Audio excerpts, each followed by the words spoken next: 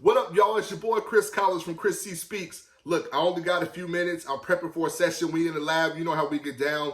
About to change the lives of some young folks in the Midwest. But before I do that, I want to drop some game on y'all that was dropped on me that I was like, right, real talk. I heard it. I never heard this before. So I was talking to a mentor of mine, and he was saying, yo, Chris, I got 3 C's that'll change your life. And I was like, what? You only need 2 C's to change your life. Chris Collins, like, what? I'm right here. What you need? He almost hung up on me. But he came back and said, look, I got 3 C's for real that'll change your life, Chris. I want you to really focus on these 3 C's, and I want you to really focus and share this, especially in this time of year. He said, I want you to really focus on your ability to catch, challenge, and change. I was like, what? He said, yeah, I want you to focus on your ability to catch, challenge, and change. So he's my mentor for a reason. I said, I'm not picking up what you're putting down.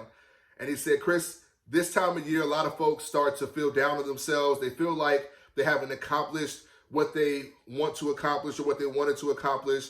They maybe haven't seen as much of the world as they thought they would see. They didn't make as much money as they thought they would make. They can't buy the extravagant gifts or take families on trips to amusement parks and do all these phenomenal things that folks like to do at this time of year. You can't have this big lavish dinner. Like, they just don't feel like they are where they're supposed to be. And they start to take those feelings and they start to internalize them, and they start to make those feelings a reflection of who they are.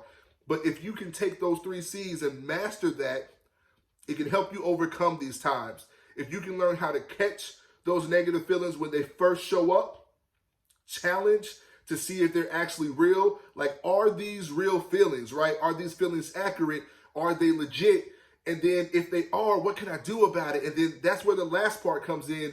You have to be able and willing to do the work to change those things. You have to catch those negative thoughts whenever they first get there. Don't allow them to fester in your mind and plant seeds of doubt and plant seeds that you aren't the greatest thing since sliced bread. You have to challenge those negative thoughts. Like, are they real? Are they accurate? Or is it just me being too hard on myself? And then if they are accurate, if it is something that you don't like, that you don't enjoy, are you willing to do the work to do the 3rd C, which is to change? Are you willing to put in the energy and effort to change who you are, what you are, and where you are at this point in your life?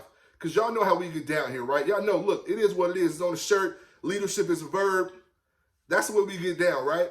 What you do is just as important as what you say, but you can never get to the action part if you can't tackle this right here. If you really don't believe that you are the dopest thing on the planet, if you don't believe that you are the greatest thing since sliced bread, if you don't believe you're the freshest of the fresh, the baddest of the baddest, the dopest of the dope, and that you can't be faded, then how can you go out and act in a way that changes the world? Listen, I love y'all like a fat kid love cake. I gotta go, but don't ever, ever, ever allow the negative thoughts that you tell yourself or that other folks tell you about yourself either to fester. Follow those 3 C's. Catch, challenge, and change. Look, I love y'all like a fat kid love cake. We'll see you on the other side.